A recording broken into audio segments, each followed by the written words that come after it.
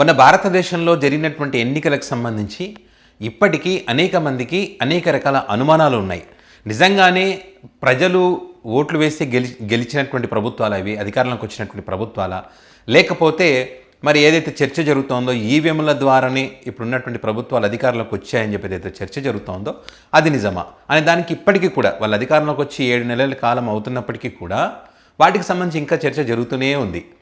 మొన్నటిదాకా ప్రజలు ప్రతి ఒక్కరు కూడా ప్రతి గ్రామాలకు వెళ్ళి, ముఖ్యంగా ఆంధ్రప్రదేశ్ సంబంధించి ఆంధ్రప్రదేశ్లో చాలామంది మా ఊర్లో ఉన్న 900 ఓట్లు వేస్తే అక్కడ చూపిస్తుంది 120 ఓట్లే, మేము వైసీపీకి మా వార్డు మొత్తం కూడా 600 ఓట్లు ఉన్నాయి, అక్కడ పడ్డది మాత్రం 20-30 ఓట్లు పడ్డాయి. సో ఏం జరిగిందనే దానికి సంబంధించి ప్రతి ఒక్కరు వాళ్ళకు వాళ్ళే ప్రశ్నిస్తున్నటువంటి పరిస్థితి.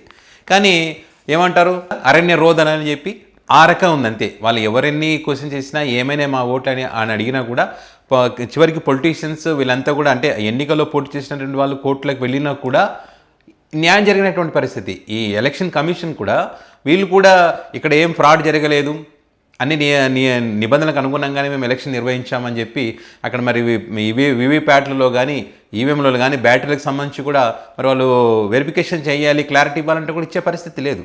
సో ఈ క్రమంలో మరోసారి ఎన్నికలకు సంబంధించి పెద్ద ఎత్తున చర్చ జరుగుతూ ఉంది. ఏదైతే గతంలో ఎలన్ మాస్క్ లాంటి వాళ్ళు కూడా ఈ ఎన్నికలకు సంబంధించి అనుమానాలు వ్యక్తం చేసినటువంటి క్రమంలో ఇప్పుడు ఫేస్బుక్ ఫౌండర్ మార్క్ జూకర్బర్గ్ ఒక పోడ్కాస్ట్లో ఇంటర్వ్యూ ఇచ్చాడు. ఈ ఎన్నికలకు సంబంధించి ఆయన మాట్లాడినటువంటి మాటలు ఇప్పుడు పెద్ద చర్చకు దారితీశాయి. ఏదైతే 2019 ఆ ప్రాంతంలో దేశంలో ఏదైతే ప్రపంచవ్యాప్తంగా కోవిడ్ వచ్చింది అనుకోండి, ఈ కోవిడ్ వచ్చినటువంటి దేశాల్లో ఎన్నికలు జరిగాయి.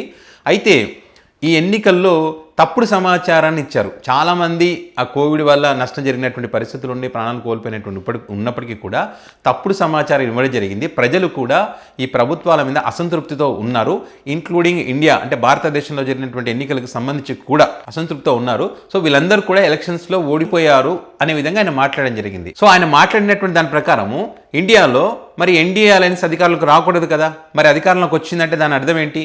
వీళ్ళు ప్రజలు ఓట్లు ఇస్తే గెలవలేదు, ప్రజలు అసంతృప్తితో ఉన్నారు, వీళ్ళు గెలవాలని కోరుకోలేదు అంటే అది వాళ్ళకు తెలుసు కాబట్టే ఈవీఎంల ట్యాంపరింగ్ జరిగింది అనే విధంగా ఆయన మాట్లాడడం జరిగింది. సో మరి ఆంధ్రప్రదేశ్లో కూడా అదే రకమైనటువంటి పరిస్థితి కదా, ఎన్డీఏ వాళ్ళ అలయన్స్లో భాగంగానే వీళ్ళు పోటీ చేస్తారు కదా.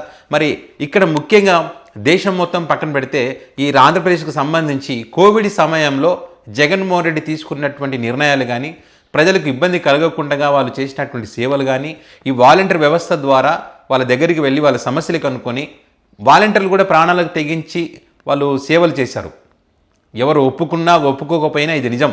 ఇప్పుడు కూటమి వాళ్ళని ఉద్యోగాలు కల్పించకపోయినా కూడా ఇది వాస్తవం. చాలామంది ప్రజలకు కూడా తెలుసు.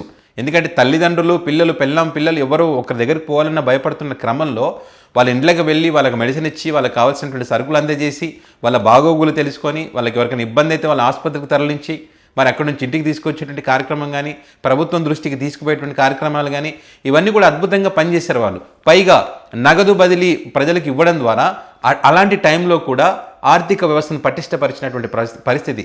ప్రపంచ దేశాల్లో కూడా ఈ ఆర్థిక వ్యవస్థకు సంబంధించి అనేక ఇబ్బందులు ఎదుర్కొన్నటువంటి క్రమంలో భారతదేశం ఒక విధంగా మిగతా దేశాలతో పోలిస్తే భారతదేశం సమర్థవంతంగా ఈ కరోనా మహమ్మారిని ఎదుర్కోగలిగింది.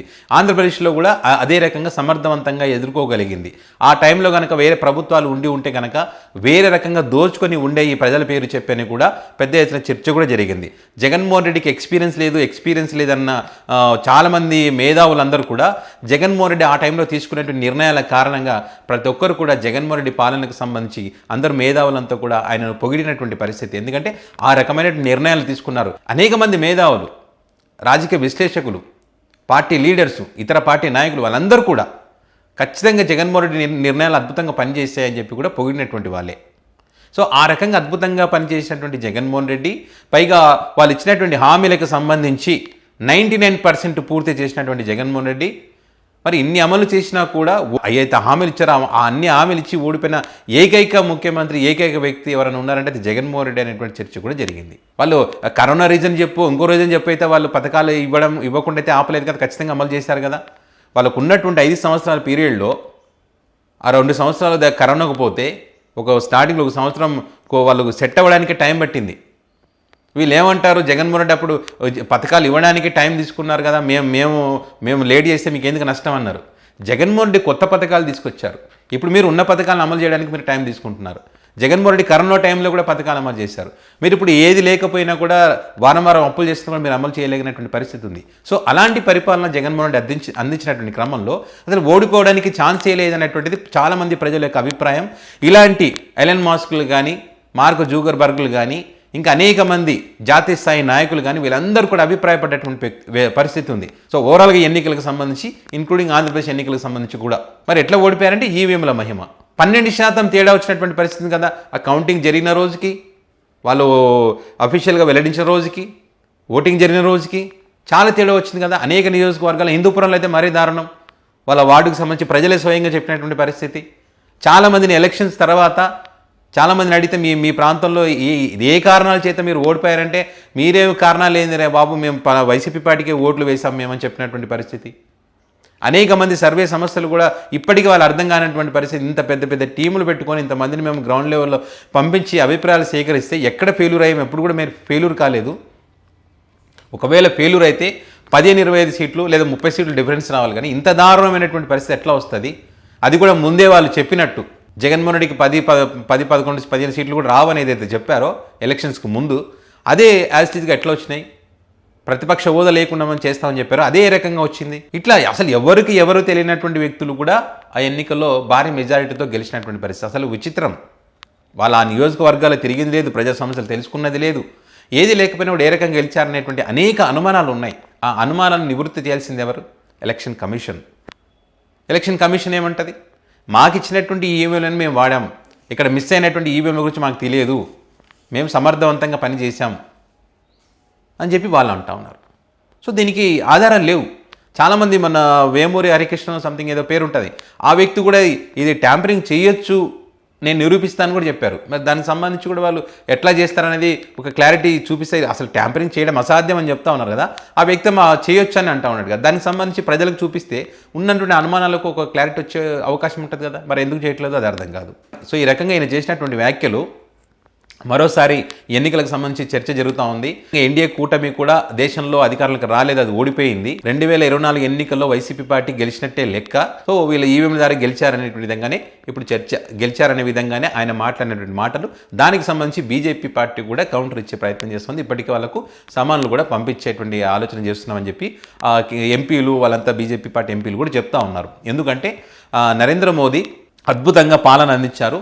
800 మిలియన్ల మందికి వీళ్ళందరికీ కూడా ఉచితంగా ఆహార పంపిణీ చేయడం కానీ, 2.2 బిలియన్ల మందికి కోవిడ్ వ్యాక్సిన్ అందించడం కానీ, అదేవిధంగా ప్రపంచ దేశాలకు కూడా మేము సహకారం అందించాం. కాబట్టి దీంతో ప్రజలందరూ సంతృప్తిగా ఉన్నారు. కాబట్టి మళ్ళీ నరేంద్ర మోదీని గెలిపించారు. అంతే తప్ప ఇక్కడ ఈవీఎంలు ట్యాంపరింగ్ కానీ అట్లాంటిది కానీ ఏం జరగలేదు. సో భారతదేశం గురించి, భారతదేశ ఎన్నికల గురించి అనుమానాలు వచ్చే విధంగా, పరువు పోయే విధంగా మాట్లాడారు. కాబట్టి మీకు సమాధానం పంపుతాం, దానికి ఆన్సర్ ఇవ్వాలని చెప్పి మరి ఏదైతే జూకర్బర్గ్ వీళ్లకు మరి నోటీస్ ఇది సమాన్లు పంపడం జరిగింది. సో ఇట్లా మన జరిగినటువంటి ఎన్నికలకు సంబంధించి ప్రతి ఒక్కరు కూడా అనుమానాలు ఉన్నాయి. పెద్ద పెద్ద మేధావులకు కూడా అనుమానాలు ఉన్నాయి ఎన్నికలకు సంబంధించి. ఖచ్చితంగా ఇది ఈవీఎంల ద్వారా ఏర్పడేటువంటి ప్రభుత్వాలే, ప్రజలు ఓట్లేస్తే వచ్చినటువంటి ప్రభుత్వాలు కాదని చెప్పి మరొకసారి మరి జూకర్బర్గ్ మాట్లాడినటువంటి పరిస్థితి.